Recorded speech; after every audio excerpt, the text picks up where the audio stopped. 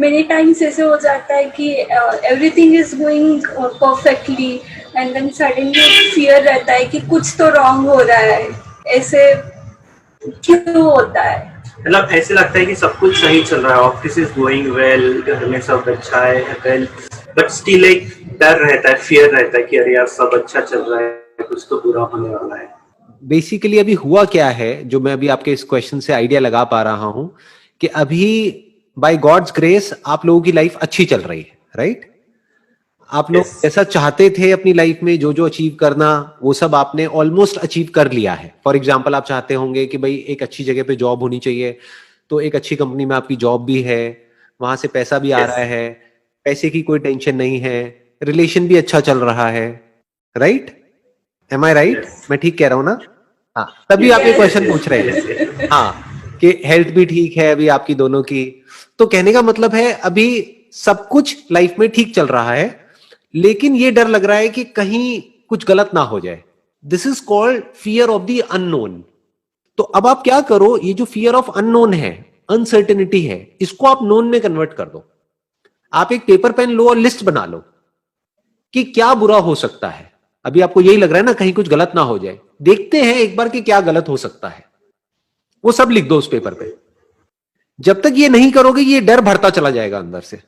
फिर अगर एक्चुअल में कुछ गलत हो गया तो आप कहोगे देखो मेरे को लगता था कि कुछ गलत होगा, हो गया ना गलत। आप समझ गए? Yes. फिर आप उल्टा अंधविश्वास में भी चले जाओगे। फिर जैसे ही कुछ गलत होगा या एक दो चीजें गलत हो जाएंगी तो आपको लगेगा देखो मेरी लाइफ कितनी बढ़िया थी, अब कुछ बुरा हो गया, कहीं कोई नजर तो नहीं लग गई, कहीं किसी ने कोई टोना टोटका तो नहीं कर दिया। आदमी उल्टे सीधे वहमों में पड़ जाएगा।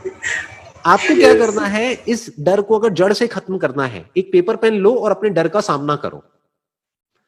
जिन भी चीजों से आपको डर लग रहा है, जो भी वर्स्ट केस सिनेरियोज आपके माइंड में घूम रहे हैं जिससे आपको डर लगता है, वो सब लिखते चले जाओ उस पेपर पे। जिसके होने की प्रोबेबिलिटी ज्यादा है, जिसकी होने की प्रोबेबिलिटी बहुत कम है, उससे क्या डरना है। फॉर एग्जाम्पल कम क्या है, अर्थक्वेक, कि भाई इतने सालों में नहीं आया, तो अगर हमारी किस्मत इतनी ही खराब होगी कि अभी ही आना है तो आने तो देख लेंगे। तो आप ऐसे सब रीजंस लिखते चले जाओ जिसकी प्रोबेबिलिटी ज्यादा है, राइट? और एक एक करके उन Yes. प्रॉब्लम्स के सॉल्यूशंस निकालते चले जाओ, उसको चैलेंजेस की तरह देखो। जैसे एक प्रोबेबिलिटी आपको क्या मिलेगी कि मेरी जॉब चली गई तो क्या होगा, तो हो सकता है उसका जवाब खुद ही आपके अंदर से निकल करके आए कि जब मैं अच्छा परफॉर्म कर रहा हूं, when I am a good team player, जब मैं कंपनी को अपनी तरफ से अपना पूरा 100% दे रहा हूं, तो मेरी जॉब कैसे चली जाएगी। और अगर चली भी गई तो कोई प्रॉब्लम नहीं है, मेरे पास में इतनी क्वालिफिकेशन है, मेरे को कहीं ना कहीं और जॉब मिल जाएगी। तो इसको, फियर को आपने काट दिया। दूसरा आपने लिखा हेल्थ वाला, कि भाई अगर हेल्थ हमारी किसी की एक की खराब हो गई तो क्या होगा। तो अब उसमें आप ये देखो कि आपने हेल्थ इंश्योरेंस करा रखी है या नहीं कराई है। हो सकता है आपने नहीं कराई, तो इमीडिएटली अपनी और अपनी वाइफ की हेल्थ इंश्योरेंस कराओ। आपको जब पूरी एक एक करके स्टेप बाय स्टेप आप सिक्योर होते चले जाओगे तो पीस ऑफ माइंड मिल जाएगा।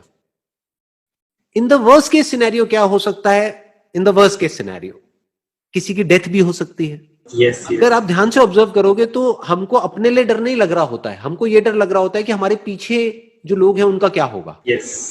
तो उसके लिए आप अपनी टर्म इंश्योरेंस करा सकते हैं। ज्यादातर इंडिया में जो लोग इंश्योरेंस कराते हैं वो एंडोमेंट इंश्योरेंस कराते हैं, जिसमें कवर बहुत कम होता है, 5-10 लाख रुपए का होता है। टर्म इंश्योरेंस में क्या होता है, जो कवर होता है वो बहुत ज्यादा होता है। मानो 1 करोड़ का कवर है तो उसका प्रीमियम जा रहा है साल का सिर्फ 10,000 रुपए, मतलब महीने का देखा जाए तो कुछ भी नहीं, 800-900 रुपए प्रीमियम जा रहा है। लेकिन उसमें आपको क्या मिला, आपको एक पीस ऑफ माइंड मिल गया कि 1% अगर कभी मुझे कुछ हो भी गया तो मेरे पीछे जो मेरी फैमिली है उनको 1 करोड़ रुपए मिलेगा। तो 1 करोड़ का मतलब क्या हो गया कि बैंक से कम 60-70 हजार रुपए महीने का तो आता रहेगा, तो उनका लाइफस्टाइल कभी सफर नहीं करेगा। जो मेरे बच्चे हैं उनको कभी कोई प्रॉब्लम नहीं आएगी। ऐसे स्टेप बाय स्टेप जो भी आपके फियर्स हैं उसको आप एक एक करके पेपर पे लिखते चले जाओ और उसका सॉल्यूशन निकालते चले जाओ और पेपर को फाड़ते चले जाओ। या और बेटर, अगर डर को पूरी तरह से खत्म करना है, पेपर को आग लगा दो।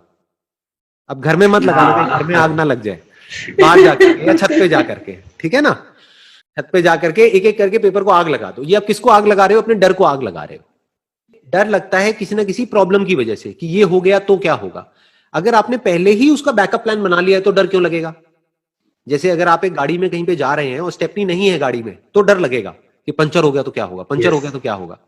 अरे पंचर हो गया तो स्टेपनी पड़ी है, डरने की जरूरत नहीं है। तो इस तरीके से इंटेलिजेंटली स्टेप बाय स्टेप आप अपने सारे डरों को खत्म कर सकते हैं।